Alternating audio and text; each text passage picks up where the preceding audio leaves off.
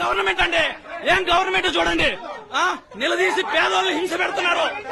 Corporate అంటేనా చూడండి, కొట్లాడడానికి వస్తున్నారు, చూడండి కొట్లాడడానికి వస్తున్నారు. ఇలాంటి కార్పొరేట్లు మనుషులు చూడండి అన్యాయంగా. మేము వైసీపీగా 5 సంవత్సరాల నుంచి మేము ఓటేసాం, మమ్మల్ని ఇబ్బంది పెడుతున్నారు. వీళ్ళు కొనడానికి వస్తున్నారు.